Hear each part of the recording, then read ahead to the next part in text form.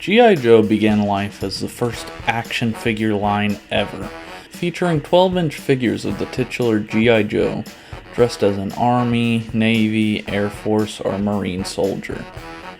The line was introduced in 1964 by Hasbro, when the United States patriotism was at an all-time high, thanks to our victory in World War II. Soldiers were considered real-life heroes, and G.I. Joe capitalized on young boys' admiration of them. The toy line was a huge success and propelled Hasbro to new heights. In the late 1960s, the Vietnam War and general disdain towards it caused a marketing shift in G.I. Joe. Rather than a plain soldier, he was an adventurer fighting monsters and aliens. This line did well, but not well enough, and G.I. Joe was shelved in 1976.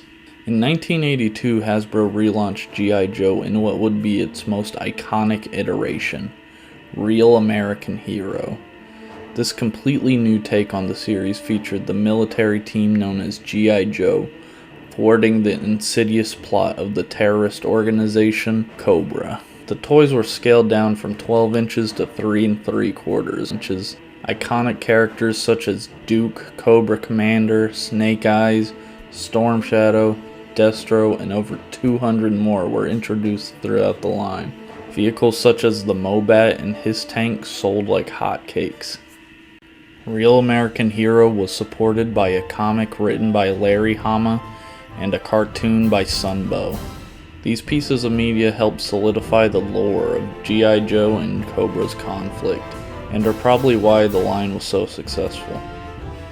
In 1994, Real American Hero was shelved in favor of a new line, G.I. Joe Extreme. This change occurred due to a merger between Kenner and Hasbro, Kenner taking over Hasbro's Boys Toys division. G.I. Joe Extreme traded 3 3/4 inch figures for 5-inch figures with less posability but better sculpted detail. The line also had a cartoon and mini-series featuring new characters and a new villainous organization, Scar. Extreme was a failure and was cancelled after only one wave of figures. In 2000, Cobra returned with the new G.I. Joe vs. Cobra line, a brand new set of 3 3/4 inch figures backed by 2 CGI direct-to-DVD movies, Spy Troops and Valor vs. Venom. This line lasted until 2005. In 2006, G.I. Joe would once again be rebooted, this time in a brand new scale, 8 inches.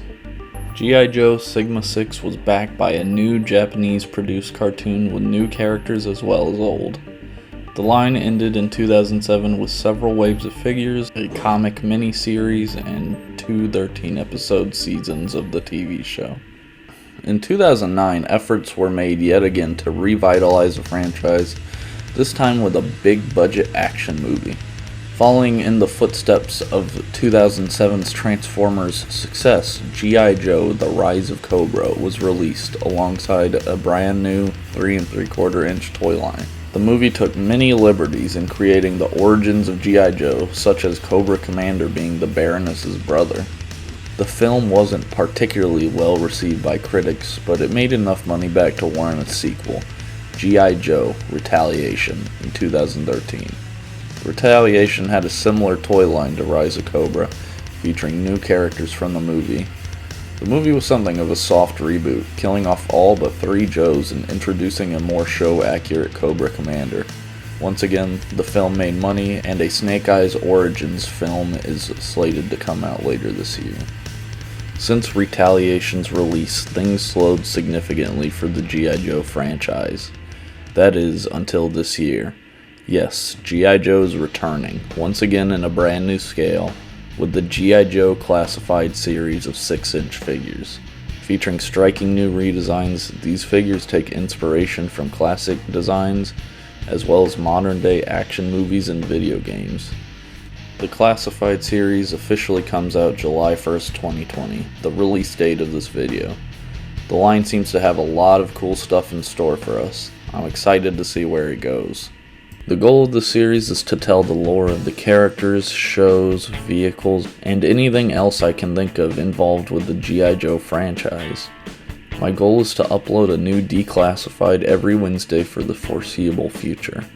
I implore you to subscribe if you're interested, and click the notification bell to know when I post a new Declassified. Next week we'll be discussing G.I. Joe's flagship character, Conrad Hauser, codenamed Duke. Until next time, Yo Joe!